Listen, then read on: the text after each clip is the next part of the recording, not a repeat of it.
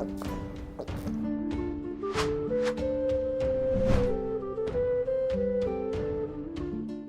Moin, hallo und herzlich willkommen zu einem neuen Video hier auf meinem Kanal. Heute gibt es hier eine Runde Shakes and Fidget. Ja, in dem heutigen Video wollte ich mal auf eine Thematik eingehen, auf die ich letztes Mal schon ganz kurz drauf eingegangen bin. In dem Video, als das Ganze mit dem Expeditionsupdate zusammengehangen hat und die damit einhergehende Kommunikation nach außen zwecks Playa und so weiter und so fort. Und das war jetzt in der jüngsten Vergangenheit auch die Zeit gewesen, wo sehr viel negatives Feedback seitens Playa gerichtet worden ist. Vieles auch berechtigt auf jeden Fall, das will ich gar nicht sagen, und ich hatte mich ja auch selbst so positioniert, dass ich da einige Aussagen sehr kritisch beäugt habe. Das kann ich ja auch nach wie vor so stehen lassen.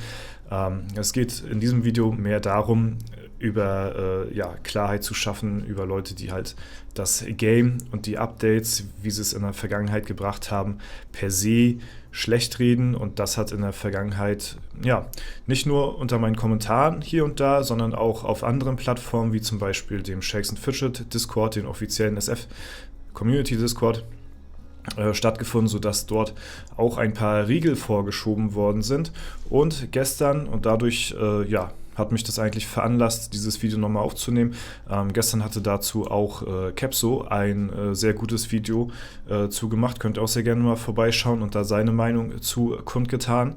Und da geht es halt eben in erster Linie auch darum, wie in der jüngsten Vergangenheit, beziehungsweise nicht nur in der jüngsten Vergangenheit, sondern eigentlich schon relativ lange, über, ich würde schon sagen, Monate, fast Jahre, es ist eigentlich schon fast zum Trend geworden, dass Shakes and Fidget, wenn sie ein neues Update rausbringen, es per se erstmal grundlegend schlecht geredet wird. So. Und das hatte halt solche Ausmaße genommen, dass in der SF-Taverne ein neuer Kanal gegründet worden ist, um solche Diskussionen extra von den normalen Gesprächen in der Community zu trennen, weil es manchmal halt auch in eine ziemlich toxische Richtung gegangen ist und dem quasi so ein bisschen Riegel vorgeschoben worden ist.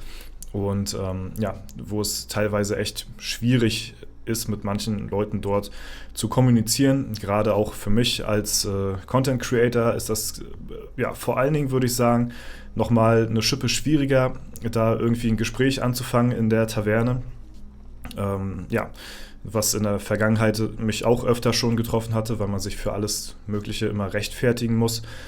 Sobald jemand mit einem ein Gespräch anfängt und einen anpinnt und man einfach nur auf den Pin antwortet, dann kommen schon die ersten Leute an und reden einen dann irgendwie schlecht, und da hatte ich gar keinen Bock drauf, und das war halt in der Vergangenheit hier und da mal öfter so gewesen, und da hatte ich dann gesagt, okay, hier fühle ich mich jetzt nicht mehr so wohl, dass ich jetzt hier an den Gesprächen großartig teilnehmen möchte, wodurch ich mich dann auch von der SF-Taverne so relativ extrem, sag ich mal, dann auch getrennt habe, weil ich mich da einfach nicht mehr wohlgefühlt habe, weil mir halt zu viel Shit-Talk gegen Shakes and Fidget, aber auch generell gegen Content Creator, wie zum Beispiel mich, ging, wodurch das dann ein Ort wurde, der halt eben leider, weil halt eben dort die Kern-Community ist und ein Großteil der Community auch ist, leider nicht mehr stattfinden konnte, weil man halt einfach keine normalen Gespräche mehr führen konnte. So, ne?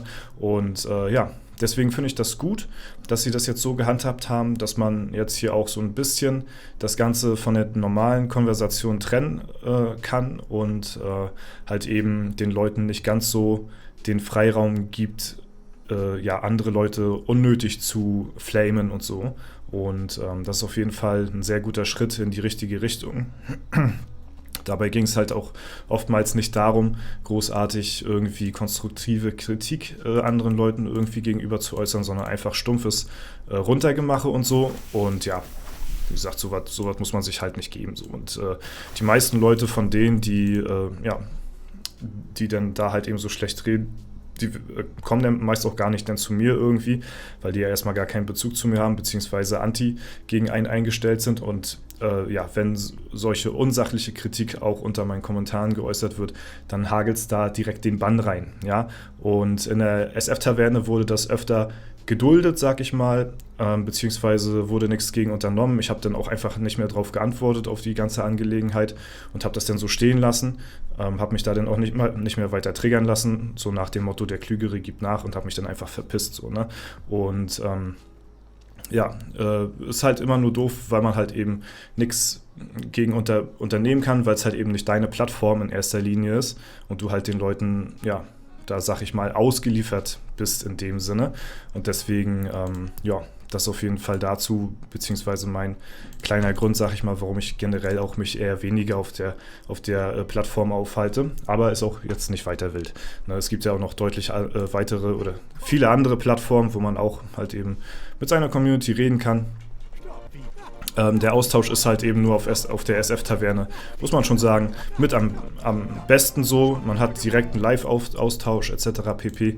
Und ja, wie gesagt, dieser Post, den ihr jetzt eben gerade gesehen habt von der SF-Taverne, der ist halt hauptsächlich dagegen gemacht worden, solche stumpfen Aussagen, die halt öfter mal getroffen werden, wie diese hier unten, die halt generell jetzt wirklich nicht dazu beitragen, sag ich mal, den Spielefortschritt zu verbessern, sondern halt eben einfach nur, ja, blind zu haten und so und ohne irgendwie sachliche Kritik dazu zu äußern.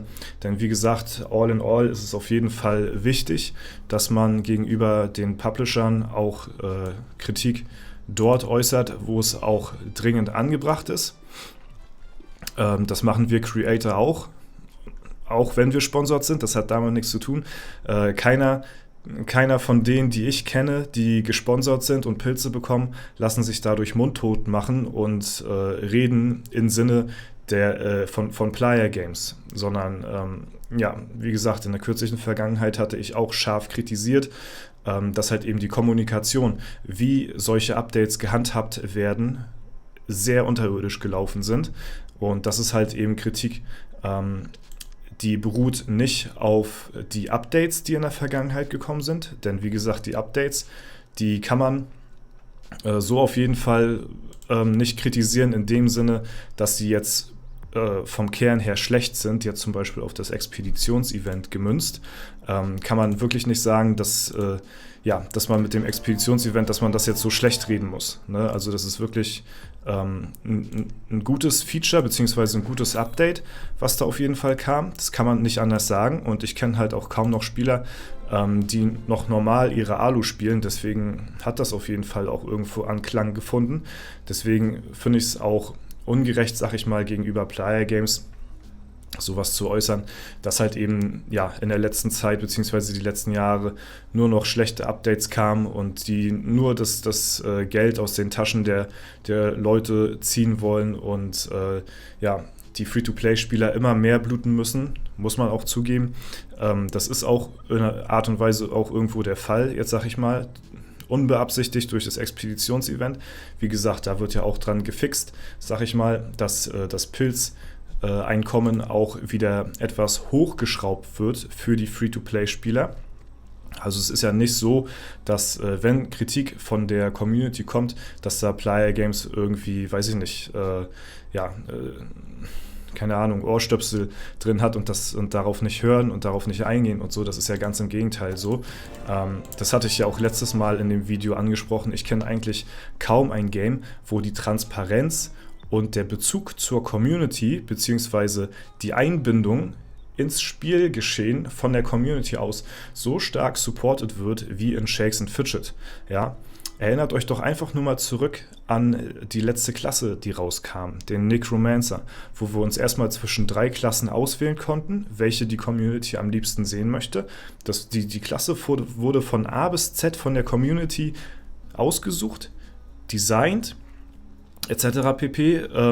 Die Skills wurden ausgesucht, ja, und es ist halt, ja, in welchem Game hast du das? Dass die Community so einen massiven Einfluss auf das Game letztendlich hat, wo halt die Entwickler, die Leute, ihre Community so krass mit einbinden, so, dass du selbst Klassen mitdesignen kannst, aussuchen kannst, deren Skills bestimmen kannst und das muss man sagen, das ist einfach Das hat man in keinem anderen Game. Und auch die Frage nach Feedback, beziehungsweise wenn Updates gelauncht worden sind, wie zum Beispiel Legendary Dungeon, Elevator oder anderweitige Events, kommen auch oftmals Umfragen, wie die Community das letzte Update gefunden hat, wie ist der Anklang da, von, weiß ich nicht, auf einer Skala von 1 bis 10 oder was weiß ich irgendwie, ne? Und können dann halt eben bestimmen und aussuchen, ob denen das halt eben gefallen hat oder nicht, ne? Also holen sich auch sehr viel Feedback von der Community ein und, muss man auch sagen, sind in der Kommunikation und in der Transparenz halt eben auch im Vergleich zu früher deutlich gewachsen. Heute gibt es sowas wie Producer Notes und irgendwelche Updates, beziehungsweise wenn neue Updates kommen, lassen sie halt eben auch einem mit wissen, was so die Gedankengänge hinter den Updates gewesen sind, was sie sich halt eben dabei gedacht haben, so, ne? Und halt eben auch da wieder mit Einbindung in der Community, beziehungsweise halt eben diskutieren zum Beispiel halt auch, wenn irgendwelche Klassen in Zukunft gebalanced werden sollen oder halt eben Kernentscheidungen wie zum Beispiel bei der Entscheidung von dem Krieger das Schild wegzunehmen oder den Magier komplett neu zu Kern zu sanieren, dass das eine komplett neue Klasse wird, wurde vorher die Community gefragt, ob halt eben, ob das so erwünscht ist oder ob sie das eben nicht wollen. So, andere Spielehersteller hätten vielleicht gar nicht drauf gehört, sondern hätten das einfach gemacht und da musste die Community damit leben und dann wird ihnen das aufs Auge gedrückt. Und da wurde sich vorher das Feedback eingeholt, das wurde von der Community abgelehnt und schlussendlich wurde es halt auch eben nicht durchgesetzt, das Update, und das halt einfach nur aufgrund dessen, weil die Community gesagt hat, nee, das soll so bleiben, wie es ist, ja, das soll hier alles so bleiben, wie es ist, das wollen wir nicht haben und deswegen, finde ich halt eben auch, dass dieses ganze Gehate auf Player Games in der letzten Zeit auch ein bisschen zu viel gewesen ist, aus meiner Wahrnehmung nach. Wie gesagt, ich bin da auch immer ein Fan von offener Kritik, dass man das auf jeden Fall da, wo es angebracht ist, auch deutlich kommuniziert. Halt eben auch auf sachlicher Ebene. Am besten, wenn man halt eben Kritik irgendwo äußert, sollte man auch gleich seinen eigenen Verbesserungsvorschlag mit reinbringen in die ganze Sache. Weil ansonsten, kann man sich zwar Kritik zu Herzen nehmen, aber wenn du dann keine Anregung dazu pflegst, was du halt eben an der Stelle besser machen würdest, dann bringt dir die Kritik auch nicht viel, wenn du halt eben, das eben nur so äußerst, dass es dir halt eben nicht gefällt. So, da kann man jetzt auch nicht so viel mit anfangen tatsächlich, ne? Deswegen, da wo es angebracht ist und halt auch eben konstruktiv geäußert wird, ist es auch auf jeden Fall wichtig, dass man halt sich auch eben selbst als Firma, denke ich mal, auch ein Stück weit weiterentwickelt und halt eben, sich die Meinung der Masse auf jeden Fall einholt, so, ne? Und wie gesagt, solche Dinge, wie die jetzt in der Vergangenheit eben passiert sind, wie zum Beispiel das Expeditionsevent, dass es rauskam, dass es zu viel war, dass es genervt worden ist, dass es dann gebufft worden ist, dass es wieder genervt worden ist. Das war halt eben, kommunikativ auf jeden Fall eine Fehlentscheidung und wurde von meiner Seite aus halt auch und von vielen aus der Community auch kritisiert. Was, denke ich mal, auch richtig gewesen ist so, ne? Und ich denke mal, dass sie auch selbst, ne? Also ich glaube nicht, dass da von Playa das irgendjemand so auf jeden Fall gewollt hat. Das kann ich mir halt einfach nicht vorstellen, ne? Und manchmal kommt mir das halt auch eben alles so von einzelnen Leuten so ein bisschen zu Verschwörungstheoretiker-mäßig halt eben auch rüber, so bei gewissen Themen.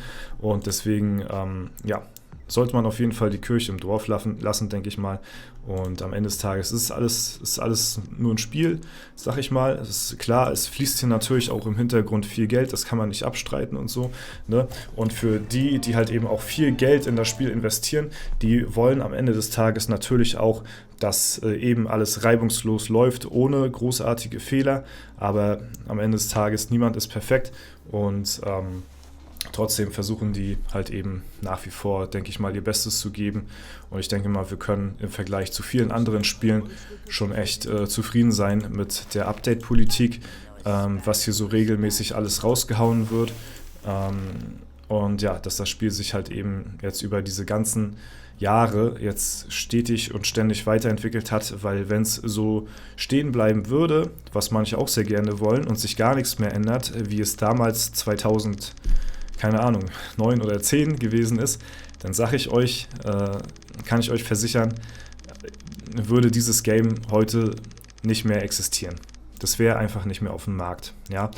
Viele Entscheidungen wurden getroffen, die halt eben auch zeitgemäß sind irgendwo. Ne? Jetzt eben halt zum Beispiel die Expedition, die Sanduhren, die dazu kamen, etc. pp. Es muss alles schnelllebiger gemacht werden, weil heutzutage alles auch viel schnelllebiger geworden ist. Es muss sich anpassen an die Massen so ein bisschen und danach muss halt eben auch die Firma, die am Ende des Tages auch ein Unternehmen ist, was halt eben Gewinn erzielen muss am Ende des Tages, auch eben drauf zuarbeiten. Das darf man auch nicht vergessen. Ne?